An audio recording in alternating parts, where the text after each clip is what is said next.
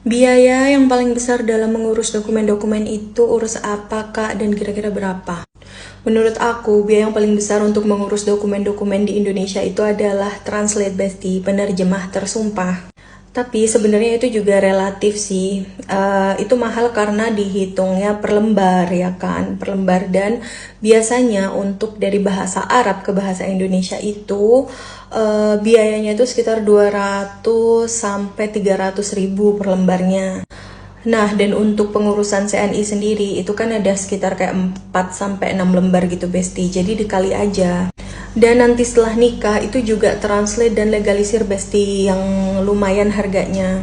Misal kalau kalian tinggalnya di daerah Jabodetabek, kalian bisa melakukan legalisir sendiri. Kalau sudah nikah, buku nikahnya itu kan harus dilegalisir ke Kementerian Agama, Kementerian Hukum dan HAM, dan Kementerian Luar Negeri. Nah, itu sebenarnya biayanya kayak cuman 100 ribuan gitu, Besti. Biasanya kalau pakai agen, itu untuk kalian-kalian yang tinggalnya ada di luar Jabodetabek.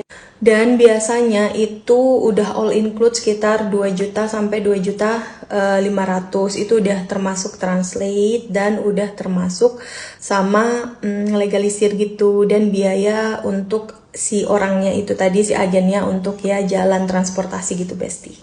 Tapi Besti, satu lagi. Ini yang kalian perlu waspadai karena banyak banget tuh di Indonesia yang dari pihak KUA-nya ketika tahu kita mau menikah dengan orang luar Indonesia itu dimahalin. Kalian tahu kan kalau nikah di KUA itu harusnya gratis, dan kalau misalnya manggil penghulu ke rumah itu baru bayar.